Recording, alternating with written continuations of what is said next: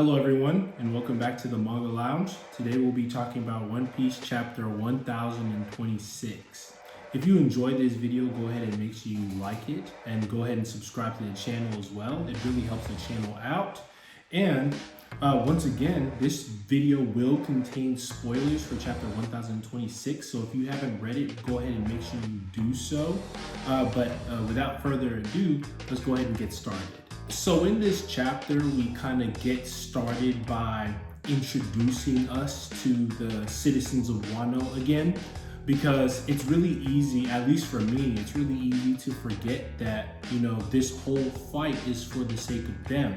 I mean, don't get me wrong, there's other reasons, but they're a big factor too. If Onigashima crashes into the flower capital, then that's it. A bunch of people are gonna die. So we're getting a reminder that, this fire festival is going on. There's a whole bunch of lives at stake. And for me, it's easy to forget that, but this chapter kind of grounds us back in that reality. And this kind of serves as a good reminder that, there's people in real danger. This isn't just fighting for the sake of fighting. It's fighting for a purpose, especially with the whole ordeal between Tenguyama Hitetsu and Tama, because when Tama kind of got involved in the raid at first, it was a bit out of nowhere. Maybe not necessarily out of completely nowhere, but all we saw was that she was on a ship with speed and she was heading into the fight. She was trying to make enough Kibidango to save everybody. But what we didn't see was the interaction between her and, pretty much anything, but especially Tenguyama beforehand. But now we kind of see a flashback as to what that interaction was like between her and him and how he feels afterwards. And we kind of see now that, yes, he worries about her. He clearly does. I mean, why wouldn't he?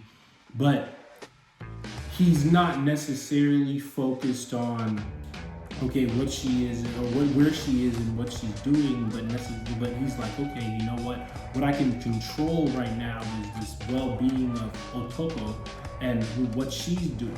But we get a glimpse of what that interaction between them was like, and obviously he wouldn't let Otama just go ahead and do whatever she wants and go into the raid. So she kind of just dipped with speed and said, you know what, hey, I'm sorry, it is what it is. And Tenguyama had to deal with it. I mean, what was he gonna do in this situation? Stop her? No, absolutely not. It kind of goes without saying, but Tenguyama is really concerned with Otama's well-being. But in reality, the only thing that he can really be in control of right now is Otoko's well-being and how she's doing. So he's making sure that she's enjoying the fire festival, but also keeping Tama in mind at the back of his head. He mentioned that they're across the sea, but I'm pretty sure he's going to be super shocked to find out that that's not the case, that they're actually a lot closer than what he really imagined them to be. So after all that, we kind of get back in touch with the events of Roof Piece, which it makes a lot of sense that the members of the Beast Pirates who are actually paying attention to what's going on are pretty shocked to see the sight of two fully grown dragons kind of having a kickback on the roof when everything that's going on with the raid is going on below. So Kaido kind of gets the party started by using his blast breath, because that's what Kaido usually does in his dragon form. And Luffy kind of prods Momonosuke to do the same, but once again we're reminded that Momonosuke really is just some 8-year-old kid who's been aged up 20 years. Just because he is a little bit more fully grown as a dragon doesn't mean he's able to use the same abilities, and he's really nervous as to do so.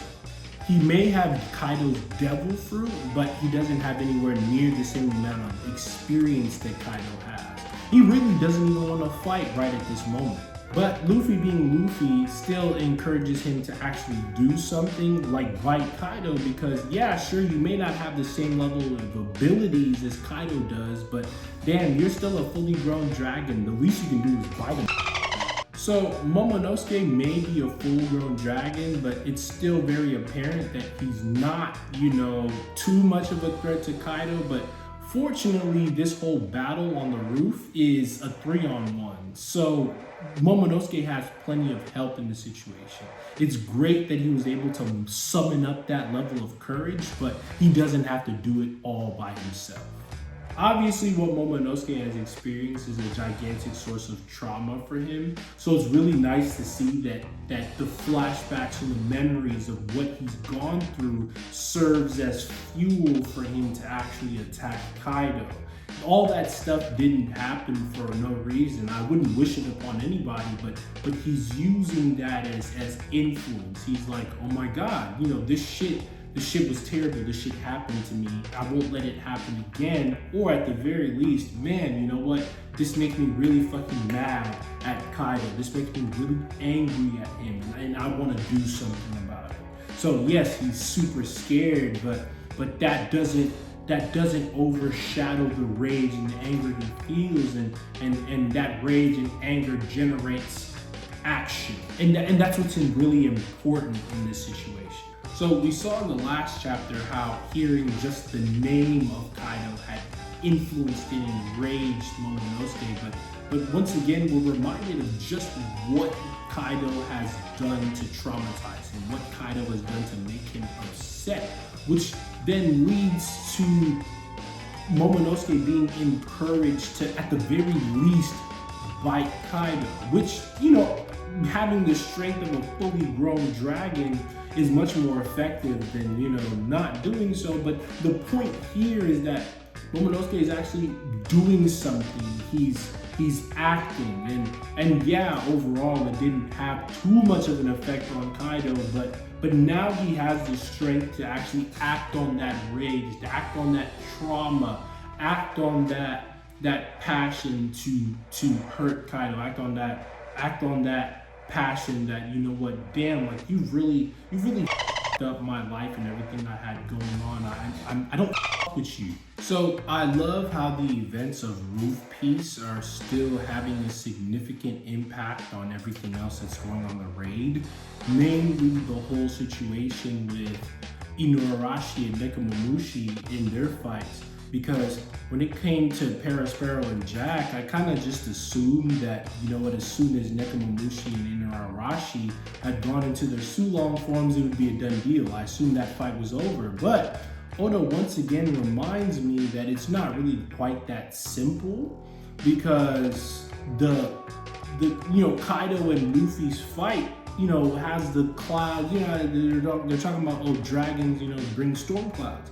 So the clouds kind of cover up the moon, and now as a result of that, they've lost their Sulong forms, giving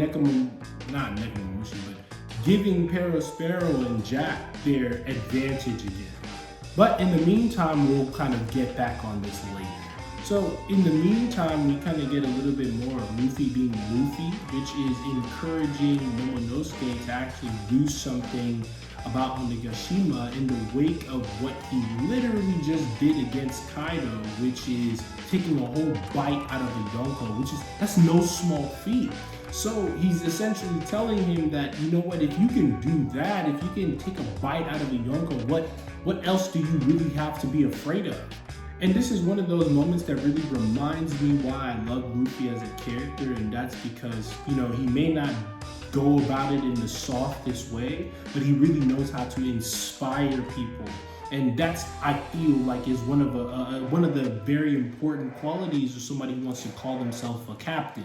So not only is he able to inspire Momonosuke to the disbelief of pretty much everybody else in the alliance, because they're still wrapping their minds about at the fact that Momonosuke is doing what he's doing as a full-grown dragon, but he's also, in typical Luffy fashion, able to inspire the rest of the members of the alliance to action, or to more action, which is by simply doing what he always does, and that is ensure that he is going to beat the big bad, in this case being Kaido. Which to this point he's taken quite a few L's, don't get me wrong, but there's just something about this time. This feels a lot more like the final, that final little stretch in every arc of One Piece, where now we have that belief. Now there's finality to it. It feels like he's actually going to be able to do it. You know what? I could be wrong, but this one feels different. And that doesn't mean he's necessarily going to do it by himself either. But you know, obviously he's going to be the one to deliver the final blow in the entire conflict. Big Mom may not believe what's going on, and she thinks it's all really just one big joke, but the fact that Kid is even begrudgingly encouraging Luffy to actually defeat Kaido says everything to me. So one thing that's been a common occurrence in a fight between two Yonko is the splitting of the skies. So now that whole discussion is entirely over because the fight between Luffy and Kaido has yielded the splitting of the skies. They split the skies. What more do you want in this situation? While that doesn't say yes, oh, Luffy is as strong as or stronger than Kaido, what that says is that they are fighting on the same playing field, and that means everything. And that's what separates this fight from any other fight. That's what separates Luffy from anybody else who is in a Yonko. Another aspect of this whole fight that was going on the roof is that I really love is the fact that it plays back into that fight between Sparrow and Jack and Nekomamushi and Inuarashi. Seeing as the whole sky splitting up in the roof has yielded the moon being brought back into play. And because of that, Nekomamushi and Inuarashi are finally able to regain their Su-Long forms and do some damage because now Sparrow and Jack are about to get their shit re-rocked as a result, which thus finally brings an end to the whole chapter of them. The fact that Nekomamushi and Inuarashi had used Oden One Sword style had made the whole defeat even sweeter to me. We finally get some kind of finality to it because now even the narrator has stated that, you know, if these guys are dead, I believe it. I'm like, that's it. They kind of threw me for a loop for a little bit there, but now it's undisputed. Sparrow and Jack are finished. So we kind of get an update as to Orochi's whereabouts, and to nobody's surprise, it's him being a little quietly watching in the shadows Nekomamushi and Inuarashi's whole fight, and you know, just being shocked that Jack has been taken down. Overall, this was a fantastic chapter. Man, I can't wait to see what happens with the whole raid and then what the rest of the fights turn out like. I can't wait to see what Momonosuke actually does with Onigashima. I hope that he's able to, you know, muster up enough courage and actually hold it up, but only time will tell. So once again, if you enjoyed this video, go ahead and make sure you like it and subscribe to my channel. It really helped out a lot. And you know, I think that's about it. You guys take it easy, and I'll see you on the next video.